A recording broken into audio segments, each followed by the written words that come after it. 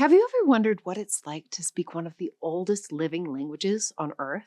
Or what it would be like if a language survived thousands of years and still shaped culture, literature, and even modern vocabulary? Today, we're exploring Tamil, Sumerian, Egyptian, Hebrew, and Latin languages that left a mark on history and continue to influence the world in surprising ways. Welcome to the Airlearn Language Show, where we unpack strange origins, lost meanings, and how language keeps evolving.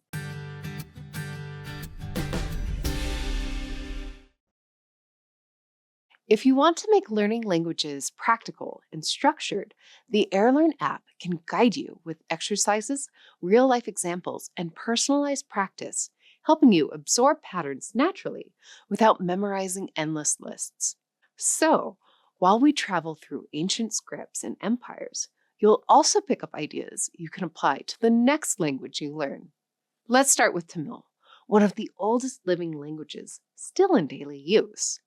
With around 70 to 80 million native speakers, Tamil is more than just a language. It's a cultural treasure. In India, there's even a temple dedicated to Tamil Thai, the mother figure representing the language.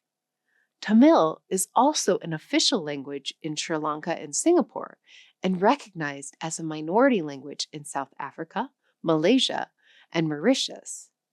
Tamil's over 2,000 years of recorded history and possibly over 3,000 years of development, making it arguably the longest-lived language still spoken today. Its vocabulary, literature, and grammar have evolved, but it maintains deep continuity with its ancient origins. For language learners, Tamil shows how consistency and community usage preserve language over millennia. And while real-world exposure matters when learning a living language today, some of its classical poems are over 1,000 years old, yet modern speakers can still recognize structures and words from that tradition.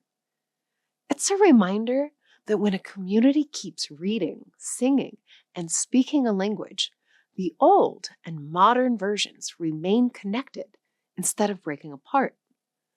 Next, let's travel to ancient Mesopotamia and meet Sumerian, one of the earliest known written languages, emerging around 3200 BCE. Sumerian was unique. It had no siblings, making it a linguistic loner. It used cuneiform, a writing system of pictographs to record trade, taxes, and political information. Fun fact, the first recorded name in history likely belonged to an accountant, not a king. By 2000 BCE, Sumerian became a classical language, much like Latin centuries later, preserved in literature and scholarship, but no longer spoken conversationally. For learners today, Sumerian illustrates how languages can survive culturally, even after daily use fades. Scholars still read Sumerian clay tablets today, meaning a language that vanished from streets and markets thousands of years ago still speaks through archives. It shows that writing can give a language a second life, long after its last native speaker is gone. Around the same time, ancient Egyptians thrived along the Nile. Egyptian used its own hieroglyphic script, but unlike Sumerian, it evolved dramatically through interactions with neighboring languages like Greek, Persian, and later Latin. Eventually, the spoken language faded, eventually giving way to Coptic and then Arabic as the everyday language. Egyptian reminds us that languages are living systems. They adapt, borrow, and transform over centuries, shaping the cultures around them. Over time, Egyptian shifted through several stages, ending in Coptic, a form still used in the Coptic Church today, even though everyday speech in Egypt is now Arabic. So when you see hieroglyphics in a museum, you're looking at just one chapter in a language story that kept rewriting itself for millennia. Fast forward to Hebrew, which has been spoken for over 3,000 years and remains in daily use in Israel. Unlike Egyptian or Sumerian, Hebrew revived successfully as a spoken language in the modern era. Today, the majority of Israel's population uses Hebrew as their first language, and millions of speakers worldwide keep it alive. Hebrew shows how a language can return from dormancy if communities are motivated to teach, use, and preserve it actively. For centuries, Hebrew lived mainly in prayer, study, and scripture. Then, within a few generations, it re-became the language of playgrounds, workplaces, and buses.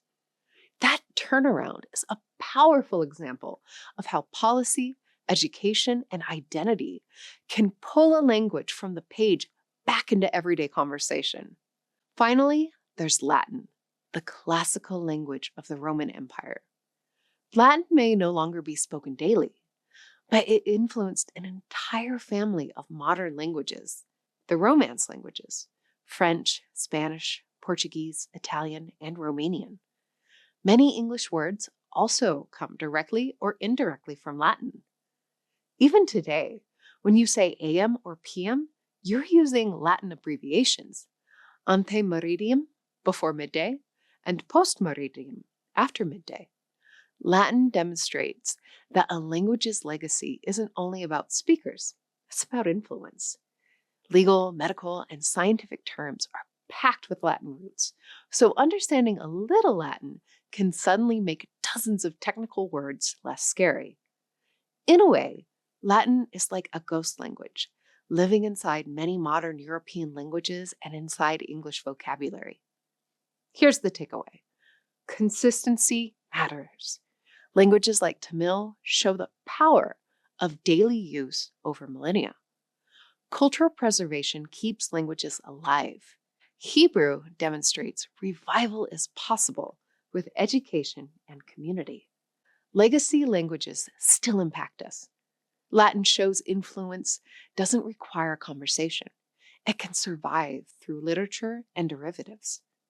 With structured practice, input, and exposure, any language learner can internalize patterns naturally, just as ancient languages left their imprint on modern ones. When you study a modern language with these stories in mind, you're not just learning phrases, you're stepping into a chain of history that might stretch back thousands of years. Languages are more than words.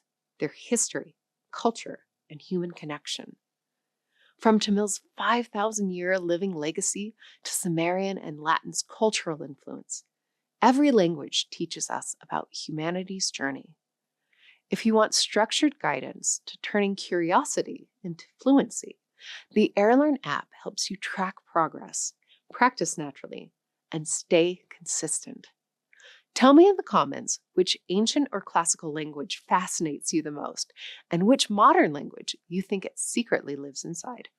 Hit like, subscribe, and I'll see you next time with another story on the Airlearn Language Show.